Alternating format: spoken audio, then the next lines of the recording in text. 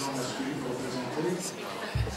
Donc il m'est choix de la tâche compliquée de conclure à cette heure de la journée, après une journée dense. C'est difficile encore de capter l'attention, la bienveillance du public, donc je serai relativement bref sur le sujet.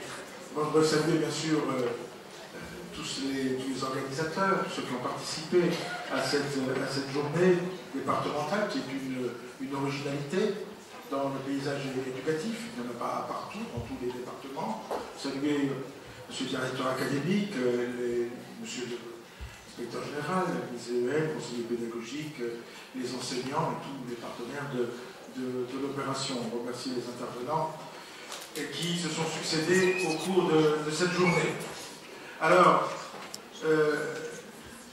l'école maternelle est devenue récemment, je pèse mes mots, une priorité nationale. Elle est devenue une priorité nationale à la fois dans le discours et dans les faits. Dans le discours, d'abord, parce qu'il suffit d'ouvrir le livre de Vincent Pénon, Refondons l'école, des pages 63 à 65, très exactement, pour lire des choses sur l'école maternelle. C'est quand même arrivé si souvent que ça, qu'un ministre, dans un texte programmatique, s'exprime explicitement sur l'école maternelle. Il dit ceci, je résume pas, mais j'extrais une citation: la spécificité pédagogique de cette école des petits est de plus en plus négligée. Elle tente à se transformer en une préfiguration de l'école élémentaire, la grande section notamment, ressemblant de plus en plus à un petit CP. La suppression de la formation spécifique à l'enseignement maternel a été le corollaire de cette évolution. L'école maternelle doit être, plus que tout autre, l'école de la confiance en soi et de l'envie d'apprendre. Quelques lignes plus loin, il écrit que l'objectif est de revenir à un taux de scolarisation de 35% à propos de la scolarisation des enfants de 23 ans, en ciblant les territoires les plus en difficulté. Nous y affecterons 3000 nouveaux postes. Alors en arrivant jusqu'ici, depuis l'île, j'ai consulté le dépêche à l'Ouest, donc le projet de budget, j'ai vu, a été déposé, il y a 9000 postes, à peu près 8900 et des brouettes. Alors je ne sais pas encore combien de postes seront affectés au premier degré, vous savez, donc on sait qu'il y a 9000 postes à peu près qui sont dans la loi de finances, le projet de loi de finances, donc on verra. On est donc toujours sur des créations, et conformément aux engagements du ministre, eh bien, on devrait voir l'école maternelle constituer une priorité dans ces affectations. Et puis il y a un deuxième texte auquel nous pouvons nous référer, c'est la fameuse circulaire de rentrée, et c'est ce texte qui est publié régulièrement par tous les ministres, quels qu'ils soient, qui se succèdent, et qui nous donne en quelque sorte notre feuille de route à tous les enseignants et à tous les cadres de l'éducation nationale, année après année. Et il y a un chapitre, ça ne s'était pas vu depuis longtemps également, sur l'école maternelle. Il s'intitule « Redéfinir les missions de l'école maternelle ». Et on lui dit, on peut dire ceci: prochainement redéfini comme un cycle unique, spécifiquement centré sur le développement affectif, social, sensoriel, moteur et cognitif de l'enfant, l'école maternelle proposera une pédagogie adaptée à l'âge des enfants pour les préparer de manière progressive aux apprentissages fondamentaux dispensés à l'école élémentaire et jouer le rôle majeur qui doit être le sien dans la prévention des difficultés scolaires et la réduction des inégalités. À ce titre, les enseignants de grande section et de cours préparatoires auront des échanges sur les acquis des élèves à l'issue de l'école maternelle et sur les besoins spécifiques des élèves bénéficiant d'aménagements particuliers de scolarité, en favorisant un meilleur accès au langage pour les enfants qui en sont plus éloignés dans leur cadre de vie quotidien. La scolarisation avant 3 ans peut constituer une chance pour l'enfant lorsqu'elle correspond à ses besoins et se déroule dans des conditions adaptées. Voilà donc dans les deux textes, je dirais, qui peuvent nous servir de référence, que ce soit le texte programmatique de Vincent Pénon, Refondons l'école, ou la circulaire de rentrée. Vous voyez qu'il est question explicitement de l'école maternelle, et cela mérite d'être relevé, d'être souligné. C'était attendu par un certain nombre de personnes. C'est donc une priorité nationale, et ce qui nous concerne plus directement dans cette académie, c'est de souligner que cette priorité nationale correspond tout à fait, s'intègre tout à fait dans ce que nous avons construit voici quelques mois avec le collaborateur, le directeur académique en particulier, le projet académique, qui porte un titre un peu pompeux, qui s'appelle « Agir ensemble pour l'équité scolaire ». Ce titre n'avait d'autre fonction que de décaler la notion d'équité scolaire par rapport à la notion d'égalité des chances. L'égalité des chances qui est souvent un alibi pour masquer une inégalité de réussite. C'est pas parce que, théoriquement, tout enfant de notre pays entrant en maternelle a théoriquement une chance d'intégrer Polytechnique que pour autant notre système ne peut être qualifié d'égalitaire, puisque nous pointons malheureusement dans tous les comparatifs internationaux à une place peu reluisante dans tous les pays de l'OCDE. Nous sommes 24e sur 32 sur la question de l'égalité, du caractère égalitaire du système, c'est-à-dire que nous creusons notre système éducatif creuse les inégalités de départ, et donc plus que dans tout autre pays, les résultats scolaires sont corrélés à l'origine sociale. C'est ce que mesure le critère qui a été retenu dans les études pour nous situer donc à cette peu reluisante 24e place.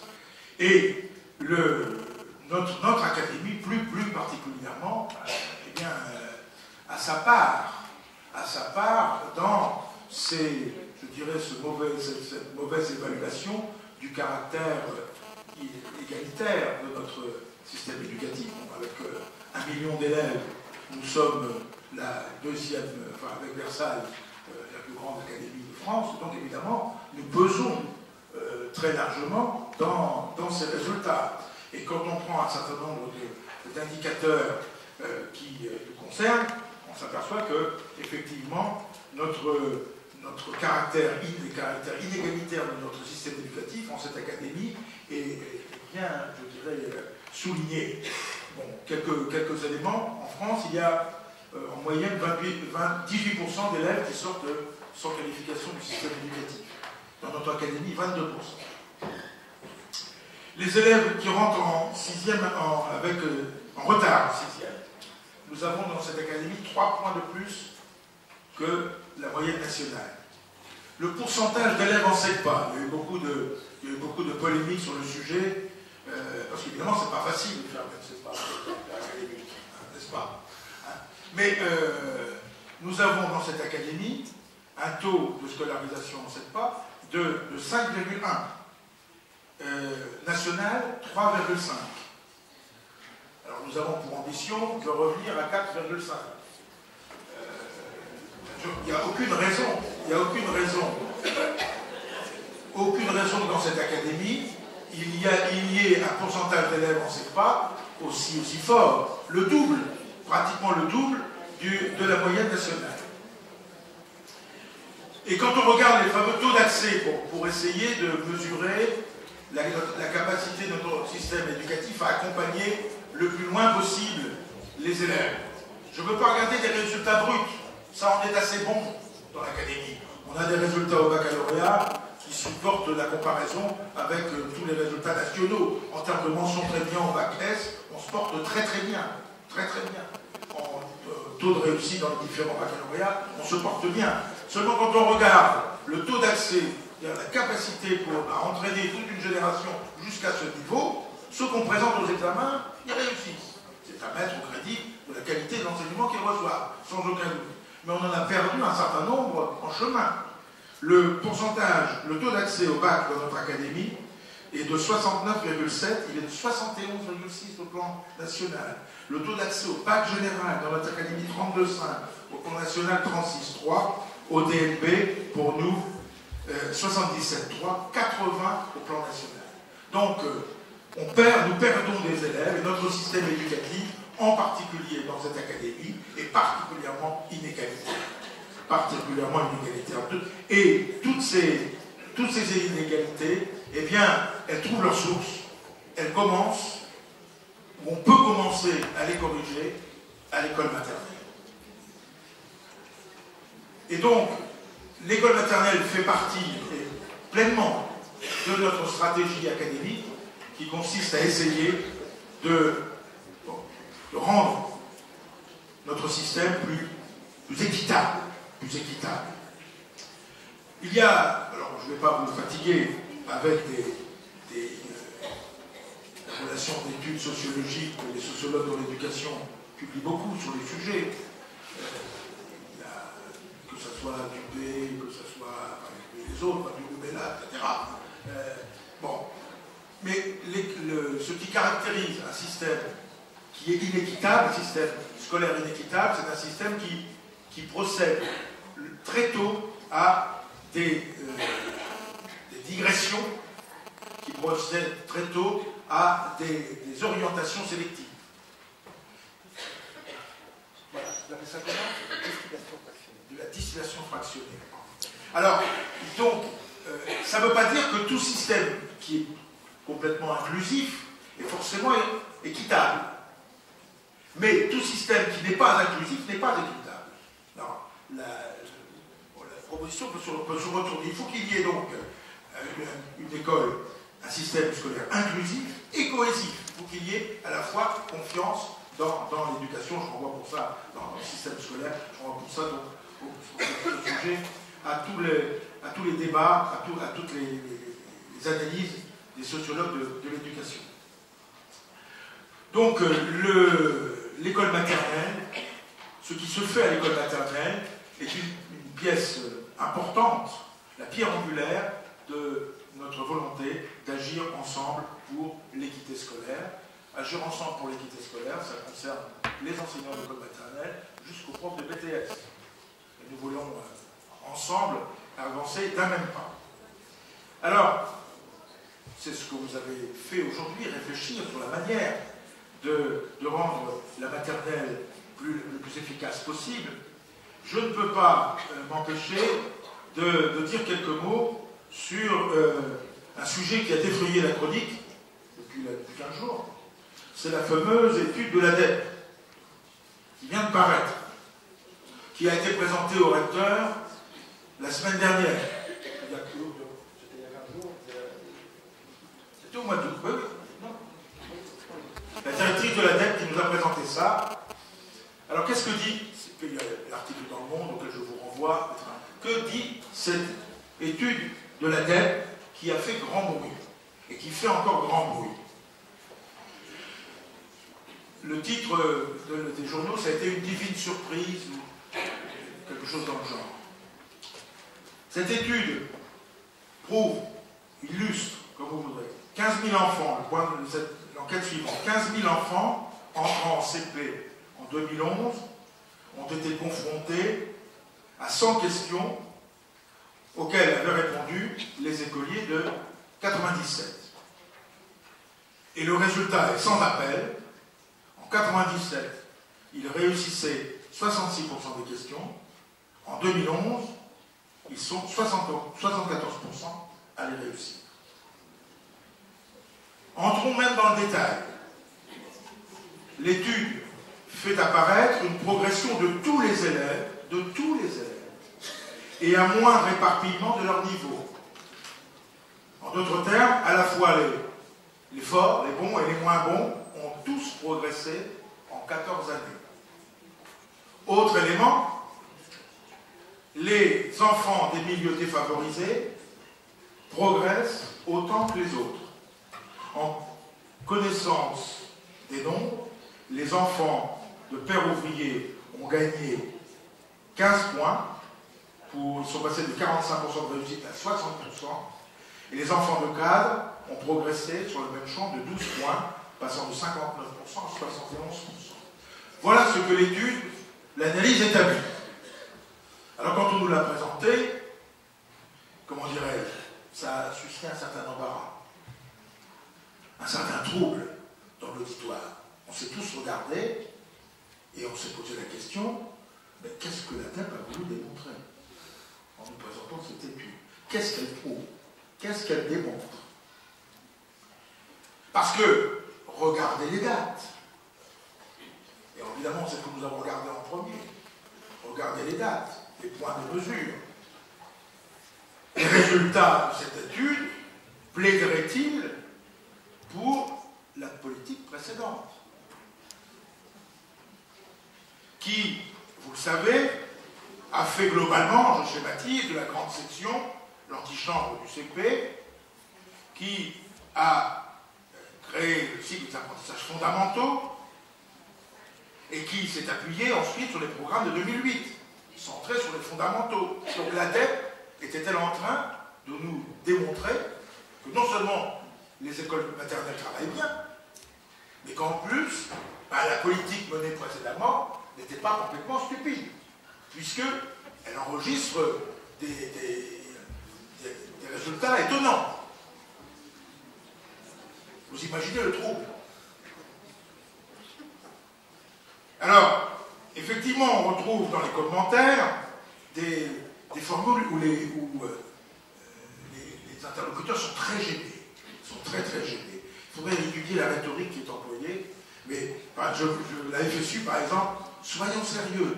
Il ne faudrait pas faire dire à cette étude ce qu'elle ne dit pas. Les résultats ne permettent pas de conclure au bienfait de la primarisation de la maternelle, et encore moins aux vertus des programmes de 2008.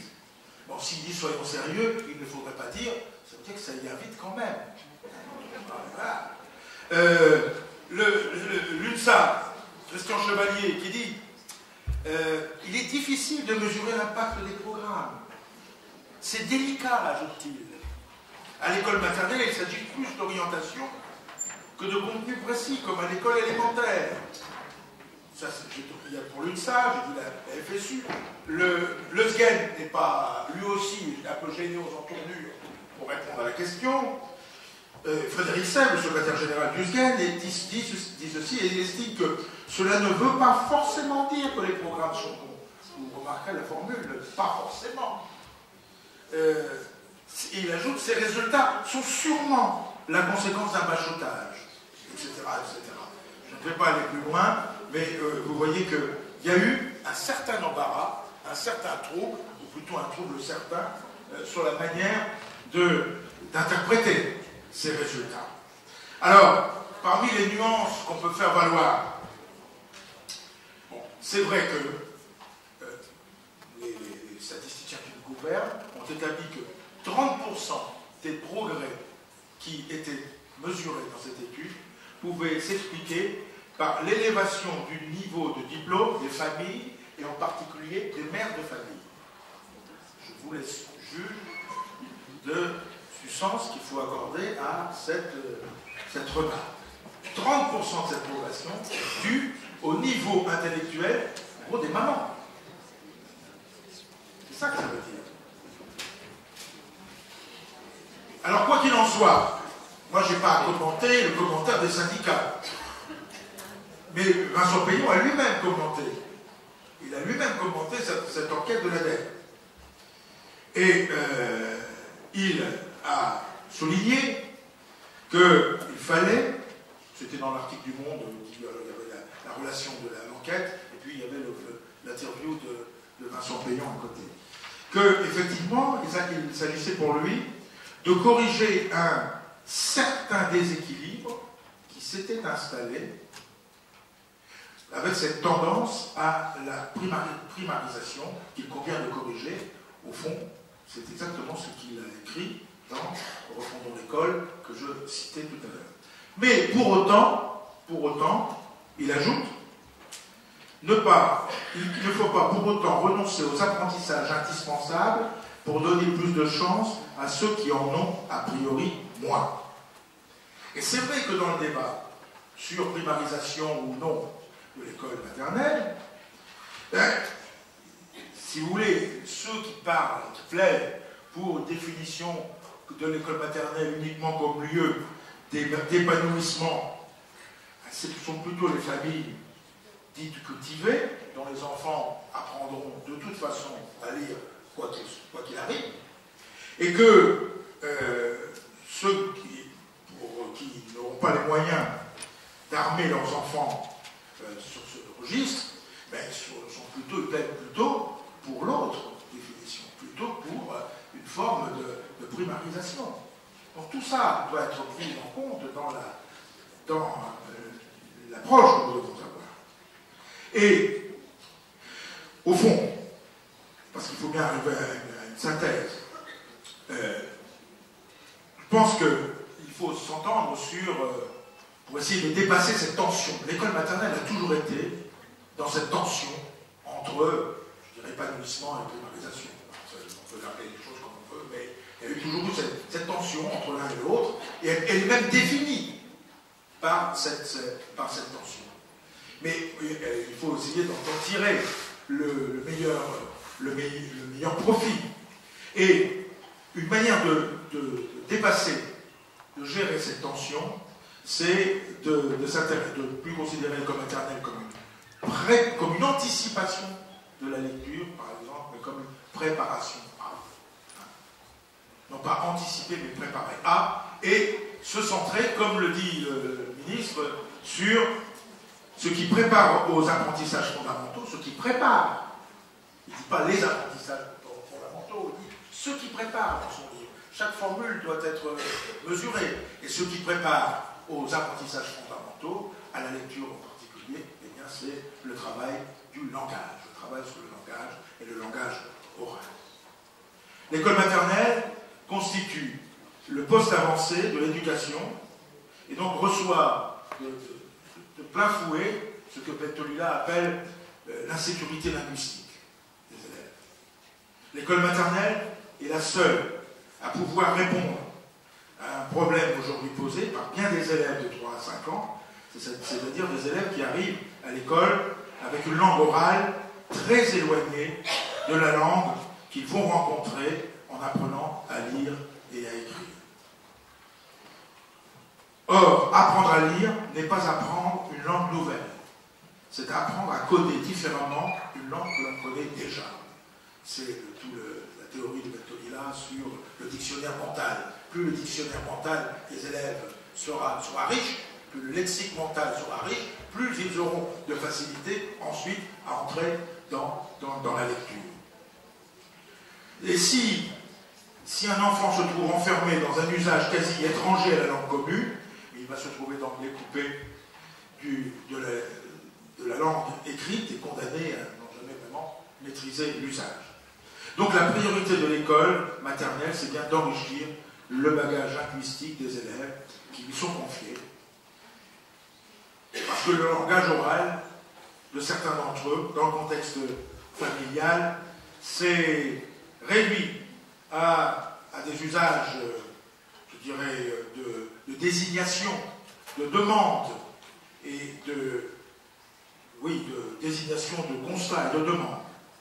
Alors vous me direz, on le fait déjà dans l'école maternelle. On a toujours fait de l'oral. On travaille toujours l'oral. On le fait. On fait de l'oral. Ah, c'est vrai et c'est juste. Mais ce qui manque parfois, ce qui devrait être davantage développé, c'est une programmation d'activités conçue pour être des déclencheurs, c'est une espèce de prise de conscience et ce qu'on peut appeler les droits et devoirs d'une communication linguistique. Et je me réfère, je vais vous lire une des séquences pédagogiques maternelles décrites par Pentolila, où vous y reconnaîtrez parce que c'est ce que vous faites, j'en suis sûr, dans la majorité des cas. La simple lecture à haute voix de textes écrits, si elle permet une sensibilisation aux structures de la langue écrite, ne suffit pas à mettre en évidence le statut sémiologique du texte. Il faut tenter de démontrer comment le texte écrit met son destinataire au défi d'en conquérir le sens. Une fois le texte lu par la maîtresse, beaucoup reste à faire. Elle pourra ainsi demander aux élèves de proposer chacun son interprétation du conte ou du texte informatif qui aura été lu. Elle notera avec soin les différentes propositions, et notamment celles qui manifestent des interprétations divergentes. Elle relira ensuite le texte en lui faisant jouer un rôle d'arbitre, acceptant certaines propositions, en repoussant d'autres, parce que contradictoires avec la volonté de l'auteur. Elle montrera ainsi que le rapport à un texte écrit implique autant de liberté que de contrainte.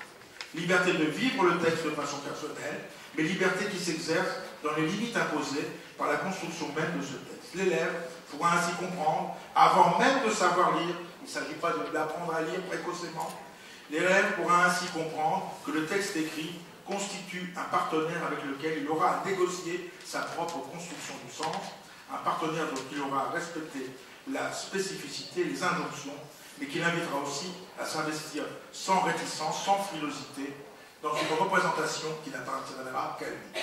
Voilà, pas plus, mais vous connaissez peut-être ce texte, ce très beau texte de Bertolina, et je suis sûr que vous êtes reconnus dans cette pratique pédagogique.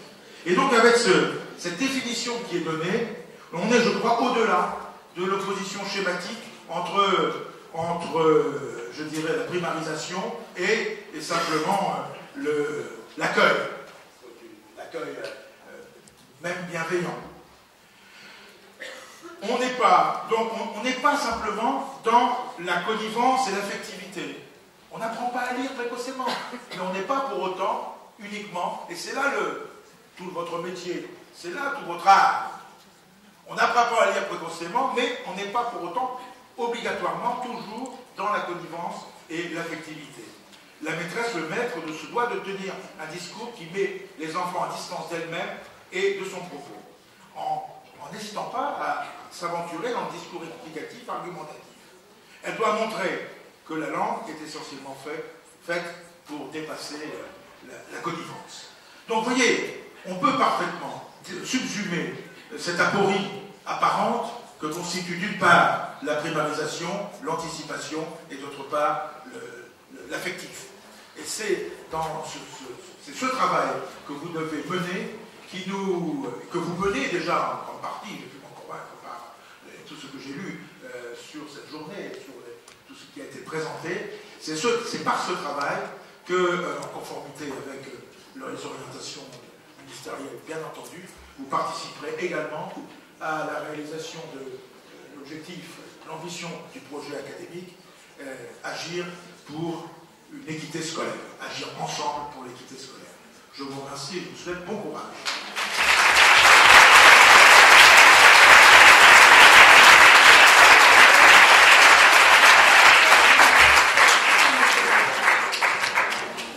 Merci, monsieur le recteur. Je terminerai en remerciant celles et ceux qui ont participé à la préparation de cette journée et ont contribué à sa réussite.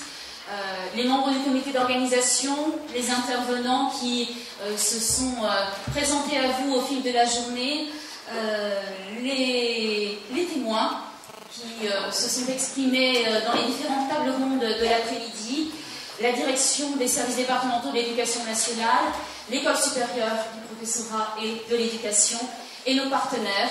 Merci à chacune et chacun d'entre vous. À très bientôt et bon retour.